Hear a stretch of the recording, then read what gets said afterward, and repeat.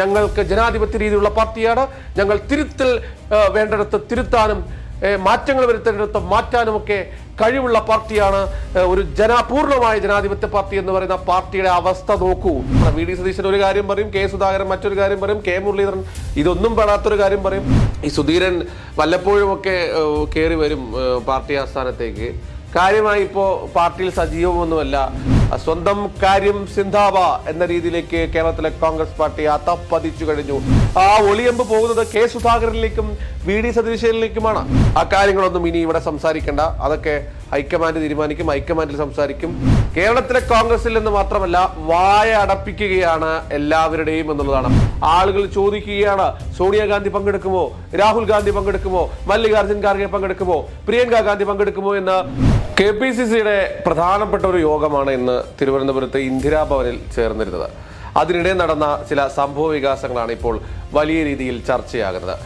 ഈ സംഭവ വികാസങ്ങൾക്കൊക്കെ തുടക്കമിട്ടത് മുൻ KPCC അധ്യക്ഷൻ കൂടിയായിരുന്ന VM സുധീരനാണ്.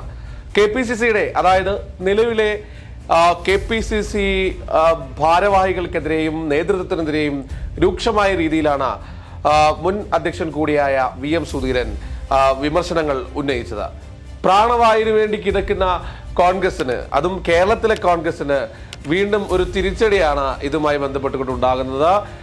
അദ്ദേഹം പറഞ്ഞ പ്രധാനപ്പെട്ട ചില കാര്യങ്ങൾ, നേരത്തെ 2 ഗ്രൂപ്പുകളാണ് കോൺഗ്രസിനകത്ത് ഉണ്ടായിരുന്നതെങ്കിൽ ഇപ്പോൾ അത് 5 ഗ്രൂപ്പായാണ് മാറിയിരിക്കുന്നത്. ഇത് കോൺഗ്രസിന്റെ അവസാനത്തിൽ മാത്രമേ എത്തുകയുള്ളൂ. പാർട്ടി എന്നേക്കുമായി ചിലപ്പോൾ ശിഥിലമായി പോകാൻ പോലും ഈ ഗ്രൂപ്പിസം കാരണമാകും എന്നാണ് അദ്ദേഹം പറയുന്നത്.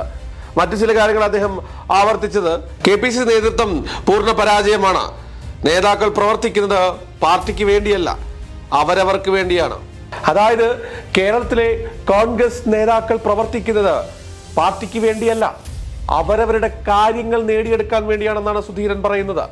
പാർട്ടിയിൽ കൂടിയാലോചനകൾ എന്ന് പറയുന്ന സംഭവമേ ഇല്ല. ആരൊക്കെയോ തീരുമാനമെടുക്കുകയാണ്. അതിനർത്ഥം ആ ഒളിയമ്പ് പോകുന്നത് കെ സുധാകരനിലേക്കും വി.ഡി. സതീശനിലേക്കുമാണ്. അത് നമ്മൾ നേരത്തെയും കണ്ടതാണ്. വി.ഡി. സതീശൻ ഒരു കാര്യം പറയും, കെ സുധാകരൻ മറ്റൊരു കാര്യം പറയും, കെ മുരളീധരൻ ഇതൊന്നും പെടാത്തൊരു കാര്യം പറയും. എന്നാൽ ഇതിനൊക്കെ വിമർശിച്ചുകൊണ്ട് രമേശ് ചെന്നിത്തല രംഗത്തെത്തും. അത്തരത്തിൽ പാർട്ടി സംവിധാനം തന്നെ മൊത്തത്തിൽ കുളമായി കിടക്കുകയാണ്. അവിടെ തീരുമാനമെടുക്കുന്നത് കൂടിയാലോചനകൾ ഇല്ലാതെയാണ്. പാർട്ടിയിൽ പ്രവർത്തിക്കുന്ന നിലവിലെ നേതാക്കൾ അവരവരുടെ കാര്യങ്ങളിലേക്ക് മാത്രം ഫോക്കസ് ചെയ്തുകൊണ്ട് സ്വന്തം കാര്യം സിന്ധാബ എന്ന രീതിയിലേക്ക് കേരളത്തിലെ കോൺഗ്രസ് പാർട്ടി അതപ്പതിച്ചു കഴിഞ്ഞു എന്നാണ് മുതിർന്ന നേതാവ് കൂടിയായ VM സുധീരൻ പറയുന്നത്. അതോടൊപ്പം തന്നെ നേരത്തെ സൂചിപ്പിച്ച പോലെ കോൺഗ്രസിൽ 2 ഗ്രൂപ്പ് ഉണ്ടായിരുന്നു, ഇപ്പോൾ 5 ഗ്രൂപ്പായി മാറിയെന്നും സുധീരൻ ആരോപിച്ചു. 2016 പരാജയ കാരണങ്ങളും യോഗത്തിൽ സുധീരൻ വിവരിച്ചു. സോണിയാഗാന്ധിക്ക് നൽകിയ കത്ത് സുധീരൻ KPCCയിൽ വായിച്ചു. 2016 തോറ്റതിന് സ്ഥാനാർത്ഥി നിർണയവും കാരണമായി. പരാജയ കാരണം വിവരിച്ച് കത്ത് നൽകിയിട്ടും നടപടി ഉണ്ടായില്ലെന്നും സുധീരൻ യോഗത്തിൽ പറഞ്ഞുവെന്നാണ് വിവരം. അതായത് 2016 തോൽവിയുമായി ബന്ധപ്പെട്ടുകൊണ്ട് അദ്ദേഹം കൃത്യമായി തന്നെ ഹൈക്കമാൻഡിന് കത്തയച്ചിട്ടുണ്ട്. സ്ഥാനാർത്ഥി നിർണയം അടക്കമുള്ള കാര്യങ്ങളിലാണ് പിഴവ് ഉണ്ടായത്. നമുക്കറിയാം, ഒരു തിരഞ്ഞെടുപ്പ് എന്ന് പറയുമ്പോൾ അതിൽ സ്ഥാനാർത്ഥി നിർണയത്തിന് എത്ര പ്രാധാന്യമുണ്ട് എന്നുള്ളത്. പലപ്പോഴും കോൺഗ്രസിനെ സംബന്ധിച്ചിടത്തോളം സ്ഥാനാർത്ഥി നിർണയത്തിൽ പല സമയങ്ങളിലും സാഹചര്യങ്ങളിലും ചില തർക്കങ്ങളൊക്കെ രൂപപ്പെടാറുണ്ട്. പക്ഷേ ഏതെങ്കിലും നേതാവ് ആ ഒരു മണ്ഡലത്തിൽ നിന്ന് വിജയിച്ചു കഴിഞ്ഞാൽ അദ്ദേഹത്തിന്റെ മരണം വരെ അദ്ദേഹം തന്നെയായിരിക്കും അവിടെ നിന്ന് മത്സരിക്കുക. യുവാക്കൾക്ക് പോലും പ്രാതിനിധ്യം നൽകാത്ത രീതിയിലുള്ള ചില സംഭവ വികാസങ്ങളൊക്കെ ഉണ്ടായതൊക്കെ നമുക്ക് മുൻ ചരിത്രങ്ങൾ എടുത്തു നോക്കിയാൽ അറിയാൻ സാധിക്കും. അപ്പോൾ സുധീരൻ ഒരു റിബലിന്റെ രീതിയിലുള്ള സംഭാഷണമാണ്, അല്ലെങ്കിൽ ഒരു റിബലായി തന്നെയാണ് ഇന്ന് ഈ ചർച്ചയിൽ പങ്കെടുത്തത്, അല്ലെങ്കിൽ ഇന്നത്തെ യോഗത്തിൽ പങ്കെടുത്തത് എന്നുള്ളതാണ് വ്യക്തമാകുന്നത്. കാരണം ഈ സ്ഥാനാർത്ഥി നിർണയം അടക്കമുള്ള കാര്യങ്ങളിൽ അദ്ദേഹത്തിന് പോലും അന്ന് ആ കാലത്ത് പോലും ഇടപെടാൻ സാധിച്ചിരുന്നില്ല.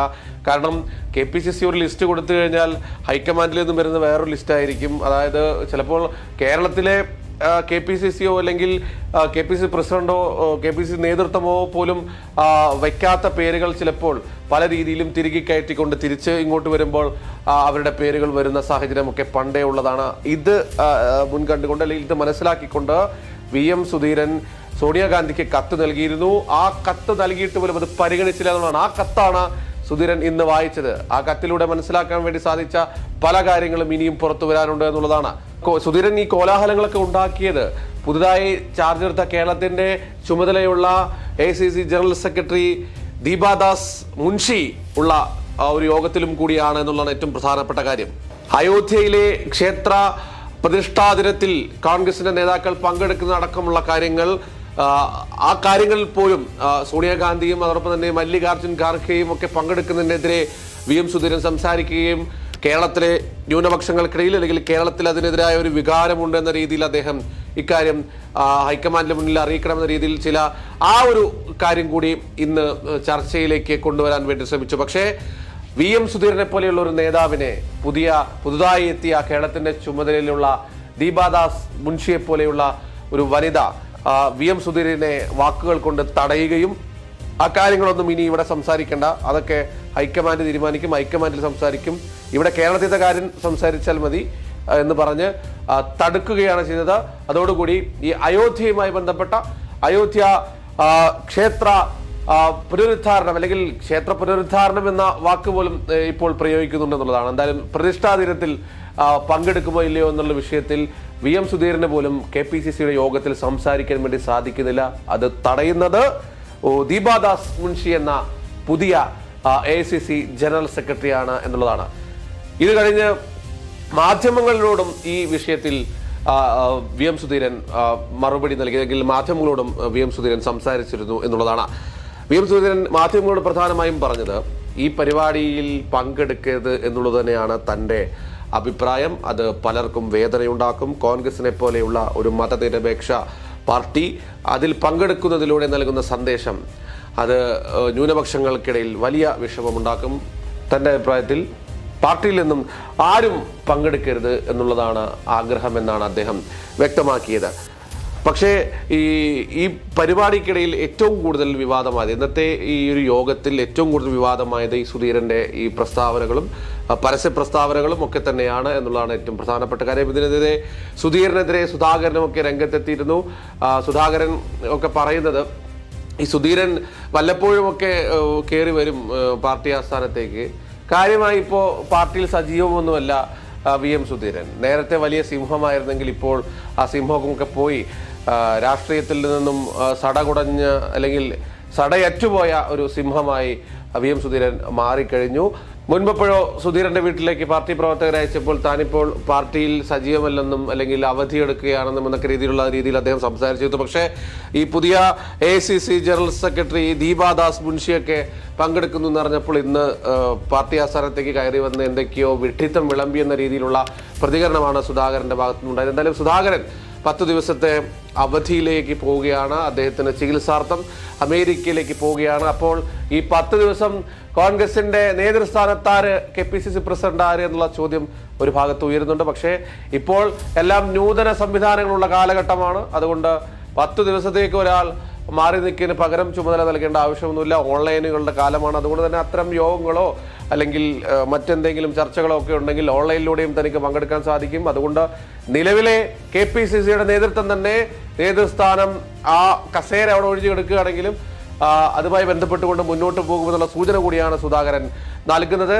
എന്തായാലും കേരളത്തിലെ കോൺഗ്രസിൽ നിന്ന് മാത്രമല്ല വായ അടപ്പിക്കുകയാണ് എല്ലാവരുടെയും എന്നുള്ളതാണ്. പുതിയ നേതൃത്വം, അത് AICC ആകട്ടെ KPCC ആകട്ടെ, ഈ വിഷയങ്ങളിലെല്ലാം തന്നെ മറ്റ് പാർട്ടി പ്രവർത്തകരുടെ, കോൺഗ്രസ് പാർട്ടി പ്രവർത്തകർ ഒരു ചോദ്യം ചോദിക്കുകയാണ്, നിങ്ങൾ പങ്കെടുക്കുമോ ഇല്ലയോ?